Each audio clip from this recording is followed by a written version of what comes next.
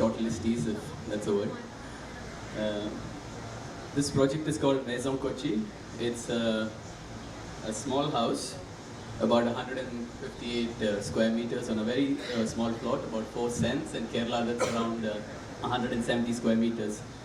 So it tries to be a prototype of a sort of tropical urban house, very untropical looking though, on how to live on small plots, and also energy efficiency, how it can be maybe incorporated into the design itself at sort of an early stage. Just a couple of things to know about the site. It's west facing. The owner who sold the land made sure that there was no tree. It was completely clean, nice and clean site without anything. So the front, you can see there's a bit of vegetation coming up that's eventually supposed to shield. Because of the small size of land and the plot, we kept a very simple form. And right from the onset, before the vegetation came up in front towards the west, we tried that the volume itself is helping to shade the house. So on the left, if you'll see, is the north and predominantly east, and on the right is the sort of more west and south, which is the larger volume that shades the smaller volume throughout the day. The smaller volume on the left is where most of the living functions are incorporated. And the little screen that you see in the middle is sort of a breezeway through the house, which can be opened up, and then the wind can pass through the house. So on the west, in Kerala, you do get a lot of wind, and you get a lot of sun, but you get a lot of very good wind in the afternoon that can really be utilized. So most of the rooms don't have air conditioning, or rather none of them has air conditioning. Here I think it's a bit clearer of that sort of impact of the west before the vegetation comes up. So it's west facing, you can see it's rather bright, taken during the afternoon. It doesn't have too many openings. The only opening is in the middle, which is the screen. And on the right side, you can see how the house functions.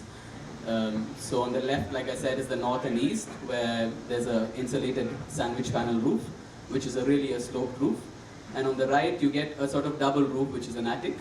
And then you also have a sheet roof on top, which is at an angle which is favorable for solar panels, and also integrates rainwater gutters that you can see on either side. There's a bookshelf on the left that you can see on top of that, a U-shaped gutter, and also on the right.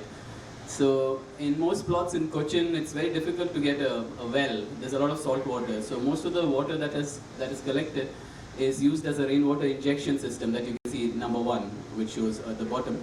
So when we were piling, we found about 4 meters down, we found a layer of sand, which could be used as a catchment. And now after 3 monsoons, we're pumping the water up, and there is a fairly large catchment that's of fresh water that's happened there. So most of these things to be integrated into design was our preoccupation, rather than a very tropical looking house, which is overhangs and rainwater gutters and things that are integrated later.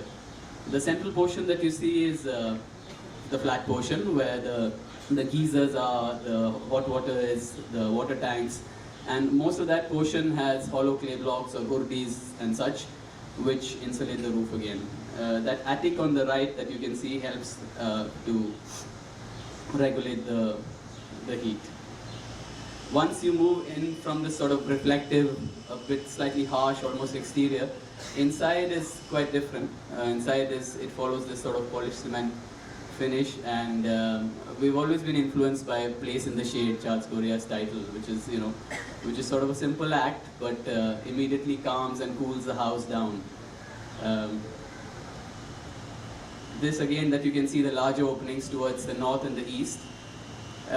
A couple of preoccupations of the house is, one is to build in this small space and give a variety of spaces inside.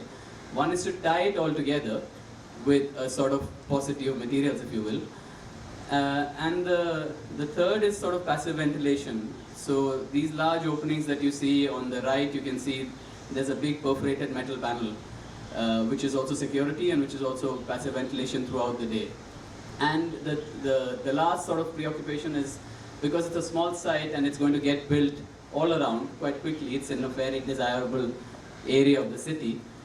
Most of the windows and such are positioned in a way that either they're looking onto the neighbor's garden, or the windows are faceted in a way that even close proximity, if buildings come up, there's still privacy sort of maintained. So again, these smaller rooms, which is a guest bedroom, which also doubles as a meeting room. The children's bedrooms, they all follow the same language, which is a black oxide floor that runs continuously, which is the dark floor, sort of sets the base, goes on to this sort of polished cement walls, and then goes on to the white ceiling. And the children's room, like you can see, has this faceted window, which is, because it's facing also west, there's indirect sunlight that comes in, and also we expect a neighbor to come up quite close in proximity, so that sort of preserves the view for posterity. The bathrooms again follow the same sort of language. In oxide, one is below a bathroom, one is below a staircase, so it's fairly small, but everything's sort of integrated together. This is the inside and outside. The photographer obviously forgot to show the floor. It's the same photograph, but it sort of shows how it is in the city and very, very close proximity to large buildings, one, and two, how the setbacks are very, very close. So you see the green wall on the side and such, which are utilized instead of traditional boundary walls and such. As you go upstairs, then is a more open plan arrangement. That's a study and a master bedroom, which is partitioned off either with a curtains or sliding doors. The living room and such, again the faceted windows, the continuity of spaces and such. There you see a little roof hatch on which you can go up and access the roof, and also uses it for stack effect, so most of the hot air can escape from there. Here you can see the bookshelf, which is also a U-shaped gutter on top that collects the rainwater. On the right bottom, you can see a spout from where all the water comes in and is sort of collected. And the last slide that shows the inside and outside, how the house functions as a utility space and as also as a party sort of space. Thank you. Just wanted to ask about what is a central idea of this house, because whatever you explained was the need, the technicality which normally people would adhere to as the requirements of that. So what is the central idea around which this house was created? That is one thing. Slightly, because you were talking about lots of sustainable aspect, environmental concerns which you said, but if I see the floor, which you said is completely black, so in that tropical climate, creating a black body with the absorbent material surface on the floor, which is a large area of your volume, which is going to be receiving the heat, how you're going to be handling that as a concern, because you showed that kind of very much concerns about the climate response, but creating that aesthetic and how you, I guess that was the kind of thing which I observed. So these are two questions I wanted to understand. Yeah. The first question to answer, that is more, the house is about creating a small prototype, which is not necessarily tropical looking, but can function, like I said, as a prototype for building in small plots, high quality living, and also can afford a variety of spaces inside.